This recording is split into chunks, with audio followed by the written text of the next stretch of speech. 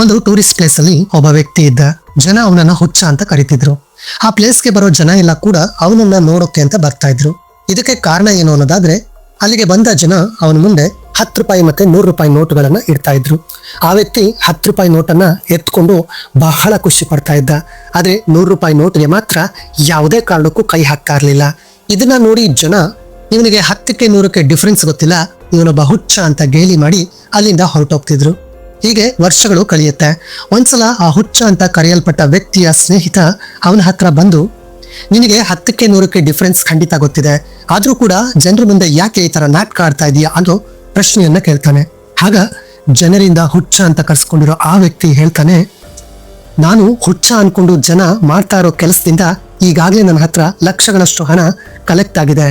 ಯಾವತ್ತು ನಾನು 10 ರೂಪಾಯಿ ಬದಲಾಗಿ 100 ರೂಪಾಯಿ ನೋಟಿಗೆ ಕೈ ಹಾಕ್ತೀನೋ ಆವತ್ತಿಂದ ಯಾರೂ ಕೂಡ ನನ್ನ ಹತ್ರ ಬರೋದಿಲ್ಲ ಅಂತ. ಸೊ ಈ ಕಥೆಯಿಂದ ನಮಗೆ ಏನ್ ಗೊತ್ತಾಗುತ್ತೆ ಅಂದ್ರೆ, ಕೆಲವೊಂದ್ಸಲ ಬುದ್ಧಿವಂತರು ಕೂಡ ಮೂರ್ಖರ ತರ ನಾಟಕ ಆಡ್ತಾರೆ, ಯಾಕಂದ್ರೆ ತಮ್ಮ ಬೆನಿಫಿಟ್ಗೋಸ್ಕರ. ಆದ್ರೆ ಅಂತ ಸಂದರ್ಭಗಳಲ್ಲಿ ಆ ವ್ಯಕ್ತಿಗಳನ್ನ ಯಾರು ಮೂರ್ಖರು ಅಂತ ಪರಿಗಣನೆ ಮಾಡ್ತಾರೋ ಅವರೇ ರಿಯಲ್ ಆಗಿ ಫೂಲ್ಸ್ ಆಗಿರ್ತಾರೆ. ಸೊ ಕೆಲವೊಂದು ಸಂದರ್ಭಗಳಲ್ಲಿ ನಾವು ಎಷ್ಟೇ ಬುದ್ಧಿವಂತರಾದ್ರೂ ಕೂಡ ಮೂರ್ಖರ ತರ ಇರೋದೇ ನಮಗೆ ಒಳ್ಳೆಯದಾಗಿರುತ್ತೆ. ಇಂತಹ ಇನ್ನಷ್ಟು ವ್ಯಾಲ್ಯುಬಲ್ ಕಂಟೆಂಟ್ಗಾಗಿ ಮಿಸ್ ಮಾಡದೆ ನನ್ನ ಯೂಟ್ಯೂಬ್ ಚಾನಲ್ ಅನ್ನ ಸಬ್ಸ್ಕ್ರೈಬ್ ಮಾಡಿ.